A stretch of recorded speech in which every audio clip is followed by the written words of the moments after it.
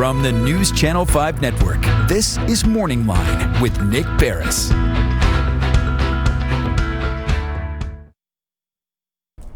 Good morning, everyone. Thanks for joining us on MorningLine. Nick Barris here on a Thursday. I hope you'll join us for the whole program today. And if you'd like, you can call in. Of course, we on occasion will talk about gun issues on this program. I know Tennessee, obviously a very strong Second Amendment state. People here do love their weapons, and they love law-abiding citizens using them in the way they see fit. And, laws change, things develop. There are many people in the state here, actually, who are members of the NRA.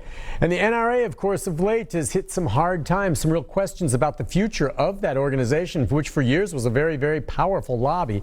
We'll talk about all of that, open up the phone lines. If you have questions about guns, some of the stand your ground laws and how they pertain to some of these new cases we've seen, join us for that, because we've got a man on this morning who knows an awful lot about guns, and that would be John Harris with the Tennessee Firearms Association, joining us now by Zoom. Good morning to you, sir. It's nice to see you.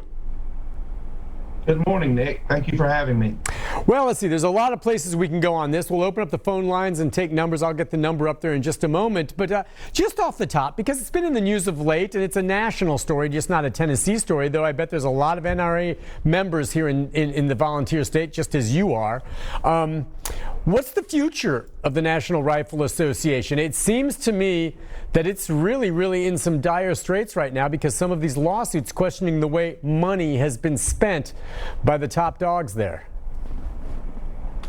Well, that's true. I mean, the NRA's, been around for way over a century, and it has a tremendous positioning opportunity to restructure itself and fix some problems that a lot of NRA members have identified and in fact withdrawn their support over the last decade or so, if not more. And those problems are really at the central focus of what these lawsuits against the NRA by the state or federal governments focus on.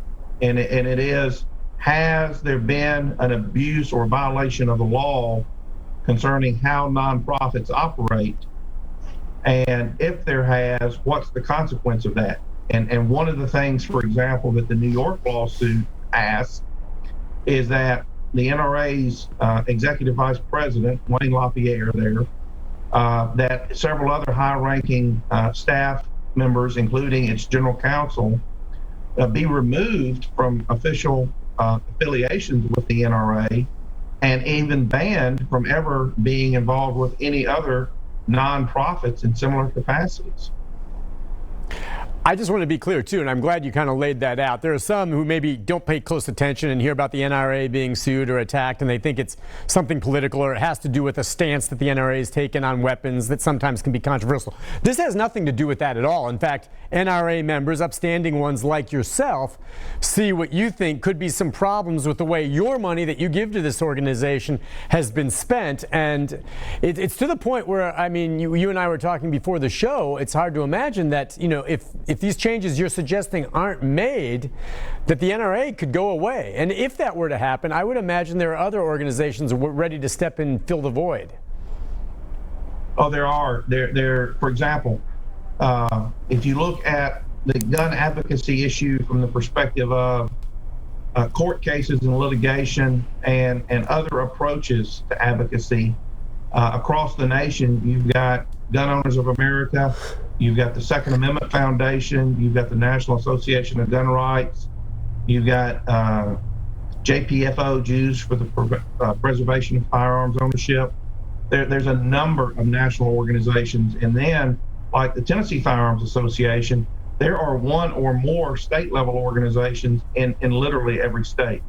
So if something happens with the NRA, and I think it's already happened, you see these other organizations growing substantially in support and financial resources because the NRA's donations and financial capacity to raise money has been harmed over the last 1 to 2 decades because of the kinds of problems that these lawsuits are talking about.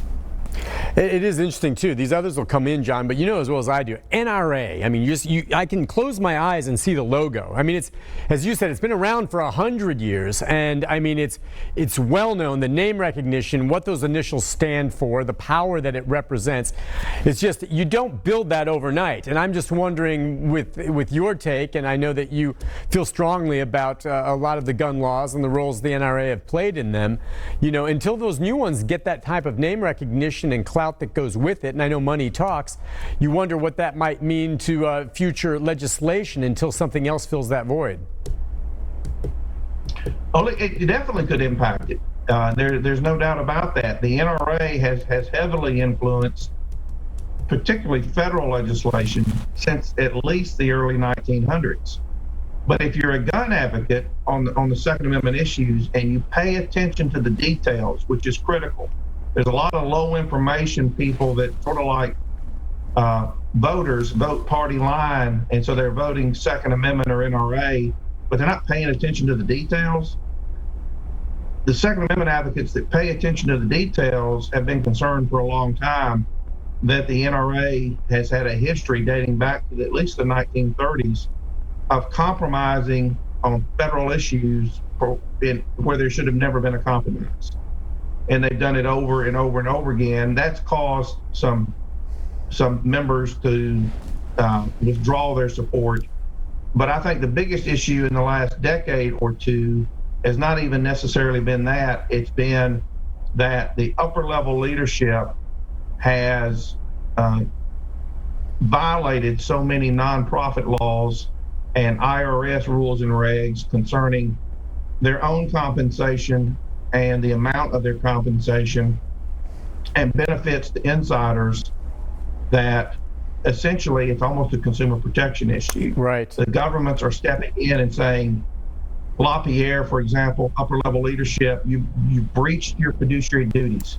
You've used this as a slush fund to profit personally rather than to advance the benefits and the interests of the members first.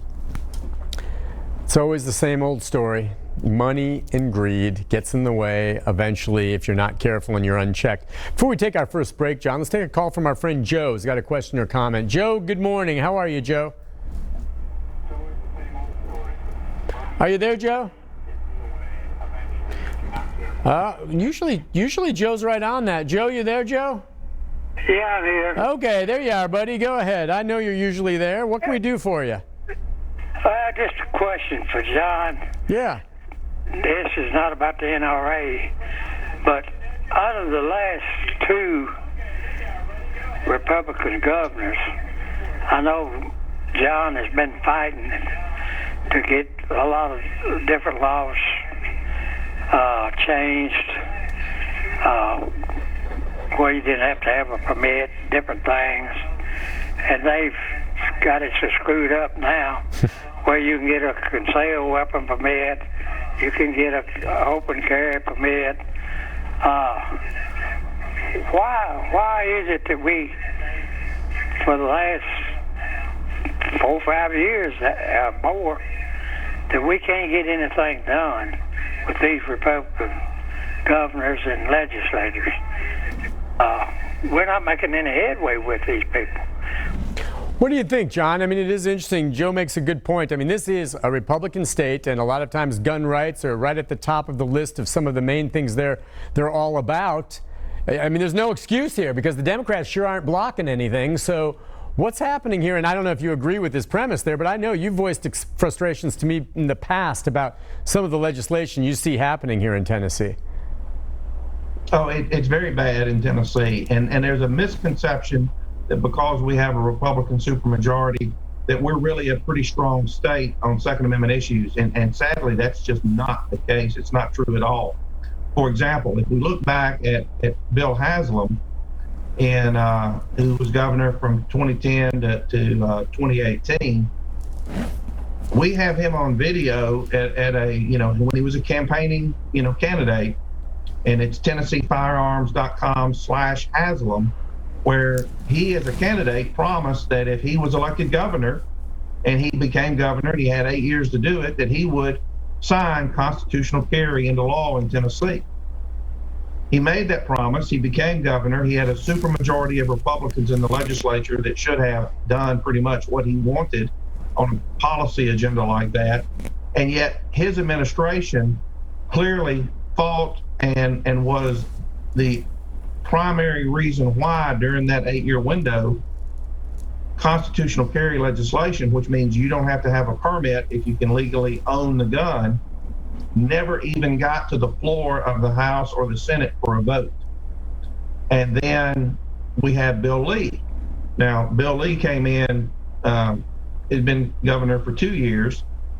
His administration has not helped materially last year in Second Amendment legislation at all. They did go along with that sort of crazy law that Joe was referencing on concealed only permits, and it's a bad law. We don't support it. We don't encourage it because it creates a lot of confusion. And then this year he announced in a big fanfare in February that he was going to, as an administration bill, as the governor's bill, he was going to introduce and encourage the legislature to support constitutional carry. We were excited about that because we thought finally we've got a governor that's going to, hold the legislature accountable to a constitutional principle. And then when we finally saw the bill, and then we knew there was shenanigans going on because the way the bill got introduced, and it wasn't really an original bill, it was an amendment on something that was sort of what I call a head fake. It turned out that there were two problems. One, it wasn't really constitutional carry. It was mainly a crime bill with a $17 million budget to enhance the penalties on people who commit gun crimes. And then as sort of toss the dog a bone element, there was, and the governor called this constitutional carry, but all it was a qualified exception that applied to some people who could own guns, but not all, and it only applied to Tennesseans and not all U.S. citizens. So it was by no stretch of the imagination constitutional carry, but yet that's what he represented to the people it was. So he either lied about what his bill was going to do, or he's so misinformed about Second Amendment issues that he didn't understand what his bill did, and I don't know which it was. Yeah, am I supposed to be surprised that we've had politicians talking out of both sides of their mouths, or maybe going back on a campaign promise? Hey, look, you're not the only one dealing. We're going to take a break on that, John. When we come back, we're going to continue taking some phone calls. We're going to get into some more other gun issues with you as well. It's always an education talking to you. We'll be back with more with John Harris, Tennessee Firearms Association. You have a question about your weapon, guns, some of the laws the way they are right now? Now's your chance to call. We'll take those calls when we come back right after this.